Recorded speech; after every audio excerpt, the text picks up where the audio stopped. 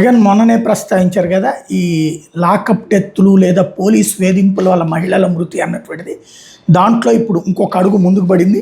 దళిత మహిళ మాలగంగమ్మ మృతి మీద అనుమానాలు వ్యక్తం చేస్తున్న కుమార్తె లక్ష్మి ఇచ్చిన ఫిర్యాదు మేరకు నమోదు చేసిన కేసులో తదుపరి దర్యాప్తు సంబంధించిన పూర్తి వివరాలను సీల్డ్ కవర్లో స్టేటస్ రిపోర్ట్ తమ ముందుంచాలని హైకోర్టు గురువారం రాష్ట్ర ప్రభుత్వాన్ని ఆదేశించింది. అలాగే గంగమ్మ కుమారుడు మృతికి సంబంధించిన కేసు దర్యాప్తు మీద కూడా స్టేటస్ రిపోర్ట్ సమర్పించాలని ఆదేశించిన ప్రధాన న్యాయమూర్తి జస్టిస్ లీసాగిల్, న్యాయమూర్తి చల్లాగుండ్రంజన్తో కూడిన ధర్మాసనం తదుపరి విచారణ వాయిదా వేసింది.